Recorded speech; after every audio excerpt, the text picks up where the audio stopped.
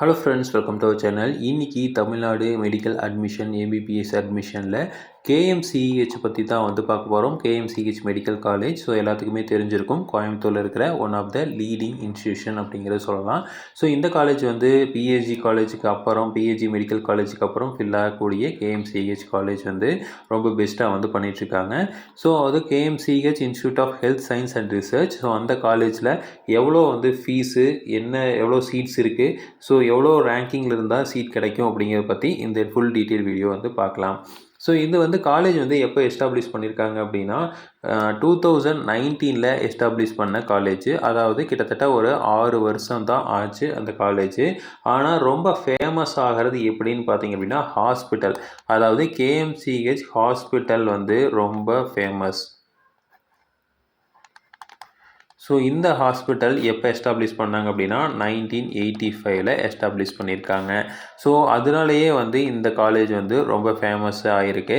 So இந்த hospital போய் பார்த்தீங்க அப்படின்னா ரொம்ப பெரிய ஹாஸ்பிட்டல். ஸோ நிறையா வந்து அவுட் பேஷண்ட்ஸ் ஆகட்டும், நிறையா ஆப்ரேஷன்ஸ் இந்த மாதிரி வந்து நிறையா பண்ணிகிட்ருக்காங்க. நிறையா டிபார்ட்மெண்ட்ஸ் இருக்குது அப்படிங்கிறதுனாலையும் ஸோ ஹை குவாலிஃபைடு டாக்டர்ஸை வந்து அப்பாயின்ட் பண்ணியிருக்காங்க. ஸோ அதனால் வந்து ரொம்ப ஃபேமஸான ஹாஸ்பிட்டல். ஸோ அதனால் வந்து காலேஜும் வந்து ரொம்ப ஃபேமஸ் ஆகிருக்கு. ஸோ இதோட டோட்டல் இன்டேக் சீட்ஸ் பார்த்திங்க அப்படின்னா 150 சீட்ஸு. ஸோ இது வந்து ப்ரைவேட் காலேஜ், அதனால் வந்து ஆல் இண்டியா கோட்டா வந்து வராது. ஸோ இதில் வந்து பார்த்திங்க அப்படின்னா 7.5% கோட்டா, அதாவது கவர்மெண்ட்டில் இருக்க 7.5% கோட்டா வந்து இருக்குது. அது மட்டும் இல்லாமல் மீதி இருக்கிற 92.5% கோட்டா வந்து இருக்குது. ஸோ இந்த கோட்டாவில் எவ்வளோ கொடுக்குறாங்க அப்படின்னா 7.5%க்கு 7 சீட் கொடுக்குறாங்க. மீதி இருக்கிற 92.5% வந்து 90 சீட்ஸ் வந்து கொடுக்குறாங்க. இது டோட்டலாக வந்து கவர்மெண்ட்டில் வந்து வர்ற கோட்டா. ஸோ அடுத்தது வந்து பார்த்திங்க அப்படின்னா மேனேஜ்மெண்ட் கோட்டா. ஸோ மேனேஜ்மெண்ட் கோட்டாவில் வந்து ஜென்ரல் மேனேஜ்மெண்ட், ஸோ இந்தியாவிலேருந்து யார் வேணாலும் வந்து அப்ளை பண்ணலாம். இது வந்து 30 சீட்ஸ் வந்து கொடுக்குறாங்க. அடுத்தது வந்து என்ஆர்ஐ. ஸோ என்ஆர்ஐக்கு வந்து 23 சீட் வந்து கொடுக்குறாங்க. அப்போ டோட்டலாக வந்து இங்கே ஒரு 9, இது ஒரு 7, இங்கே ஒரு 30, இங்கே ஒரு 23. ஸோ டோட்டலாக வந்து 150 சீட்ஸ் வந்து இருக்குது. ஸோ இப்போது இதோட ரேங்கிங்கு இதெல்லாம் வந்து பார்த்தலாம். ஸோ இப்போது ஜென்ரலாக எவ்வளோ சீட்ஸ் வந்து கொடுக்குறாங்க அப்படின்னா ஜென்ரல் எடுத்துக்கலாம். So category wise. ஸோ இந்த ஜென்ரலில் நமக்கு வந்து இந்த 92.5% இருக்குல்ல, அதில் ஸோ ஓசிக்கு வந்து பார்த்திங்கன்னா 28 சீட்ஸ் வந்து கொடுக்குறாங்க. பிசிக்கு வந்து 24 சீட்டு, பிசிஎம்க்கு 3 சீட்டு, எம்பிசிக்கு வந்து 17 சீட்டு, எஸ்சிக்கு வந்து 14 சீட்டு, எஸ்சிஏக்கு 3 சீட்டு, எஸ்டிக்கு வந்து 1 சீட்டு. டோட்டலாக வந்து 90 சீட்ஸ் வந்து இருக்குது. இதே வந்து கவர்மெண்ட் கோட்டா 7.5%, அதாவது 6வதுலேருந்து 12வது வரைக்கும் படித்த தமிழக மாணவர்கள், கவர்மெண்ட் ஸ்கூலில் படித்த தமிழக மாணவர்களுக்கு ஓசி வந்து 2 சீட் கொடுக்குறாங்க. பிசி வந்து 2 சீட்டு, பிசிஎம்க்கு சீட் இல்லை, எம்பிசிக்கு 2 சீட் கொடுக்குறாங்க, எஸ்சிக்கு வந்து 1 சீட் கொடுக்குறாங்க, எஸ்சி எஸ்டிக்கு வந்து சீட் இல்லை. டோட்டலாக வந்து 7 சீட்ஸ் வந்து கொடுக்குறாங்க.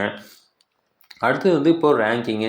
ஸோ நமக்கு வந்து ரேங்கிங்கில் பார்த்திங்க அப்படின்னா ஜென்ரல் ரேங்கிங்கை பற்றி நமக்கு கவலை இல்லை, அதாவது ஆல் இண்டியா ரேங்கிங் பற்றி நமக்கு கவலை இல்லை. நம்ம வந்து தமிழ்நாடு ரேங்கிங்கில் மட்டும் எடுத்துக்கலாம். ஸோ தமிழ்நாடு ரேங்கிங்கில் ஜென்ரல் ரேங்கிங்கு. ஸோ தமிழ்நாட்டில் ஜென்ரலான ரேங்கிங்கில் வந்து எவ்வளோ ஓசிக்கு வந்து 2913 ரேங்கிங்க்கு வந்து ஓசி கிடச்சிருக்கு லாஸ்ட் இயரில். பிசிக்கு வந்து பார்த்திங்கன்னா 3337 ரேங்கிங்கில் கிடச்சிருக்கு. பிசிஎம் வந்து 3875 வந்து கிடச்சிருக்கு. அடுத்தது எம்பிசி வந்து 4733 வந்து கிடச்சிருக்கு. அடுத்தது வந்து எஸ்சி எடுத்துக்கிட்டிங்க அப்படின்னா 10,793 ரேங்கிங்கில் இருக்கவங்களுக்கு கிடச்சிருக்கு. எஸ்சியை வந்து 16,257 வந்து கிடச்சிருக்கு. அடுத்தது வந்து எஸ்டி வந்து 14,736 வந்து கிடச்சிருக்கு. ஸோ இதில் வந்து பார்த்திங்க அப்படின்னா நம்ம வந்து தமிழ்நாடு ரேங்கிங்கில் இதுக்குள்ளே இருக்கீங்க அப்படின்னா நீங்கள் கேஎம்சிஹெச் ட்ரை பண்ணிங்கன்னா கண்டிப்பாக வந்து ட்ரை பண்ணலாம். ஈஸியாக உங்களுக்கு கிடைக்கிறதுக்கு சான்சஸ் வந்து நிறையாவே இருக்குது. இப்போ இதே வந்து கம்யூனிட்டி வைஸ் எடுத்துக்கலாம். ஸோ கம்யூனிட்டி வைஸில் பார்க்குறதா வந்து நமக்கு ரொம்ப பெஸ்ட்டாகவும் ஆப்டாகவும் இருக்கும். ஸோ கம்யூனிட்டி வைஸ் எடுத்துக்கிட்டிங்கன்னா ஓசி வந்து யார் வேணாலும் எடுத்துக்க முடியும். ஸோ அதனால் வந்து ரேங்கிங் நமக்கு போட முடியாது. இதே வந்து பிசி எடுத்துட்டிங்க அப்படின்னா 2035. ஸோ பிசியில் 2035 ரேங்கிங்குள்ளே இருக்கீங்க அப்படின்னா கண்டிப்பாக உங்களுக்கு கேஎம்சிஹெச் கிடைக்கிறதுக்கு வாய்ப்பு இருக்குது. பிசிஎம்மில் வந்து 217, எம்பிசிக்கு பார்த்திங்க அப்படின்னா 1167 இருக்குது. அடுத்தது வந்து எஸ்சிக்கு வந்து 754, அடுத்தது எஸ்சிஏக்கு வந்து 157, எஸ்டிக்கு வந்து 45. ஸோ இதுக்குள்ளே இருக்கீங்க அப்படின்னா நீங்கள் கேஎம்சிஹெச் வந்து கண்டிப்பாக வந்து ட்ரை பண்ணி பார்க்கலாம்.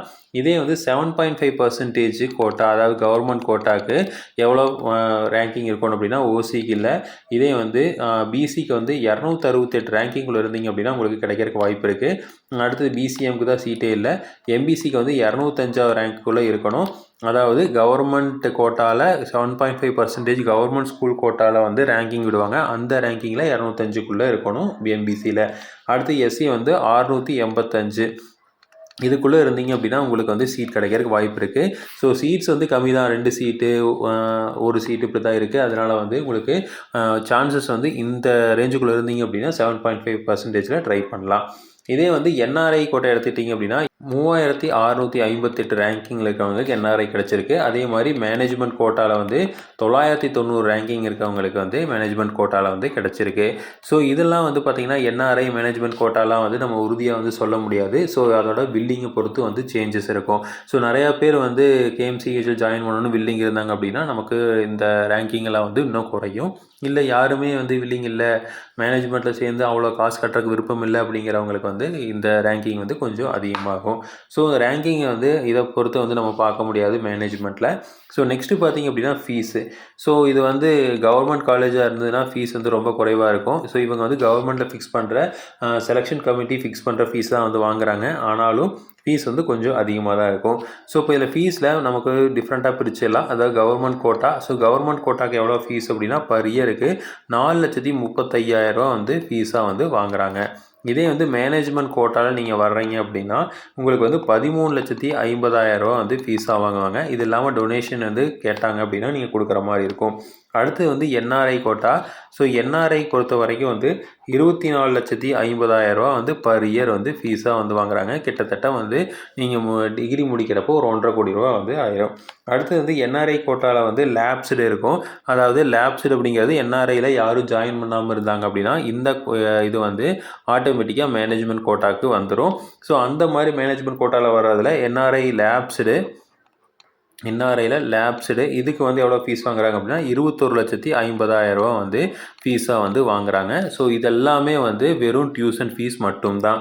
ஸோ அது இல்லாமல் வந்து என்ன வாங்குறாங்க அப்படின்னா டெவலப்மெண்ட் சார்ஜஸ் வந்து வாங்குறாங்க.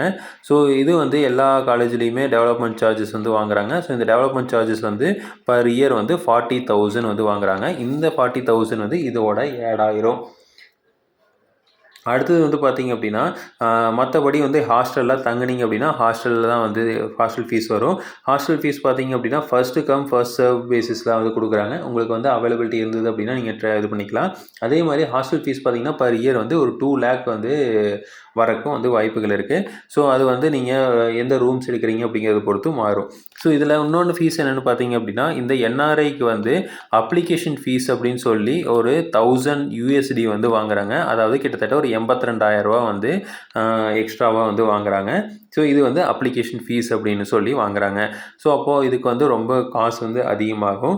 அடுத்தது வந்து பார்த்திங்கன்னா இந்த ஜென்ரல் அதாவது கவர்மெண்ட் கோட்டாவில் இருக்கிறவங்களுக்கே வந்து இந்த 4,35,000 ப்ளஸ் இந்த 40,000 அது போக வந்து புக் ஃபீஸு இல்லை அதர் ஃபீஸஸ்ன்னு சொல்லி கிட்டத்தட்ட வந்து ஒரு 1,75,000 2 லட்ச ரூபா வரைக்கும் வாங்கிடுவாங்க.